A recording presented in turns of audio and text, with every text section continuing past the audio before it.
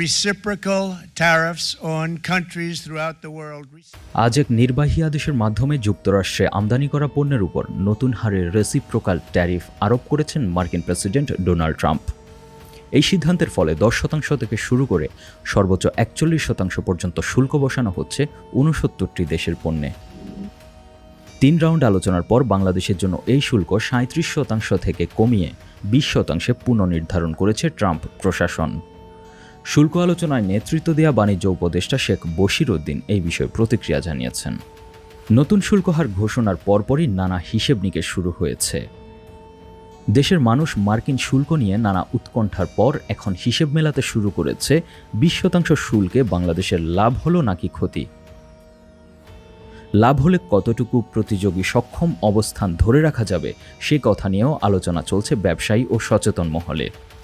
সামাজিক মাধ্যমও সরব হতে দেখা যাচ্ছে শুল্ক নিয়ে। যুক্তরাষ্ট্র বাংলাদেশের একক বৃহত্তম রপ্তানি গন্তব্য।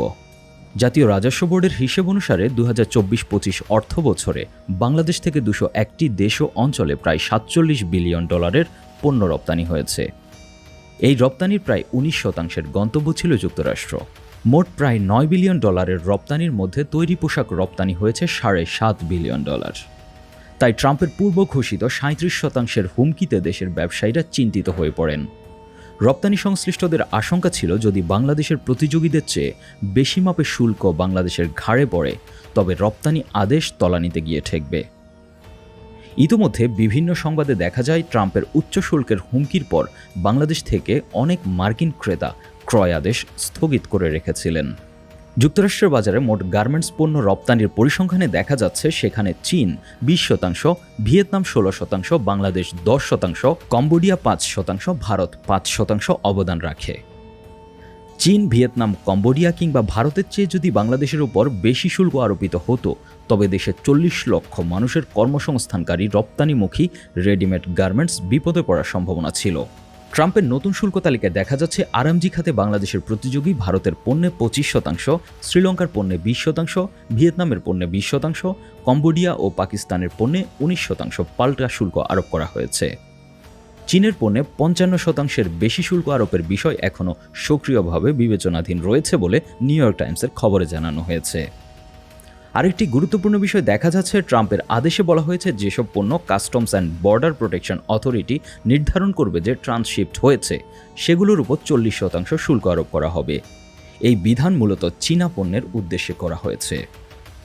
তবে এই ঘোষণার ফলে বাংলাদেশের তৈরি পোশাক খাতের প্রতিযোগী ভিয়েতনাম ক্ষতিগ্রস্ত হবে বলে ধারণা করা হচ্ছে, কারণ সেখান থেকে চীনের পণ্য ট্রান্সশিপমেন্ট হয়ে থাকে বলে অভিযোগ উঠেছে। সার্বিক বিবেচনায় বাংলাদেশ তার প্রতিযোগীদের চেয়ে ট্যারিফ ইস্যুতে বেশি ক্ষতিগ্রস্ত হয়নি বলে বিশ্লেষকরা জানাচ্ছেন। এদিকে যুক্তরাষ্ট্রের সাথে বাণিজ্য চুক্তির বিষয়ে বাংলাদেশ যেসব জিনিস বিবেচনা করেছে তার মধ্যে মার্কিন যুক্তরাষ্ট্রের বিভিন্ন কৃষিপণ্য ক্রয় চুক্তিকে ইতিবাচকভাবে দেখছেন বিশ্লেষকরা। জানা যাচ্ছে প্রতিযোগিতামূলক মূল্যে আগামী 5 বছর ধরে মার্কিন যুক্তরাষ্ট্র থেকে 7 লাখ টন গম আমদানি করবে বাংলাদেশ। এছাড়া এক সূত্র দাবি করেছে বাংলাদেশ প্রায় 9 লাখ টন ভুট্টা কিনতে চেয়েছে। এদিকে বাংলাদেশ যুক্তরাষ্ট্রের সাথে 25টি বোয়িং বিমান কিনতে চেয়ে চুক্তি করেছে, যার আনুমানিক মূল্য হতে পারে $4 থেকে $6 বিলিয়ন। বিভিন্ন সূত্রে জানা যায় 2032 সাল নাগাদ বিমানের কিছু শিপমেন্ট বাংলাদেশে আসতে পারে। সে হিসেবে আগামী 8 বছরে এসব বিমানের পূর্ণ অর্থ পরিশোধ করার চাপ আসবে না বলে অনেক বিশ্লেষক মনে করছেন। তবে সমালোচকরা 25টি বোয়িং বিমান একসাথে কেনার ব্যাপারে আপত্তি তুলেছেন। তারা বলছেন 25টি থেকে কিছু কম বোয়িং বিমান কিনে বাকি অর্থ বাংলাদেশের জন্য যুদ্ধ বিমান ক্রয়ে পোর্টফোলিও করা যেতে পারত। তবে এসবের বাইরে বাংলাদেশ আর কি ছাড় দিতে রাজি হয়েছে সে বিষয়ে তেমন কোনো কিছু জানা যাচ্ছে না।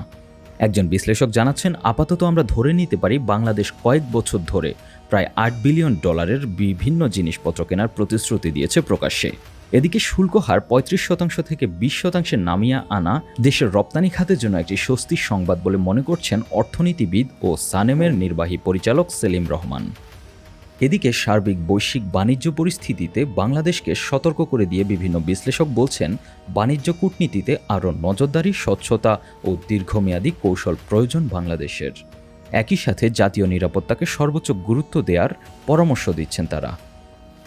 Desk report, 21 television.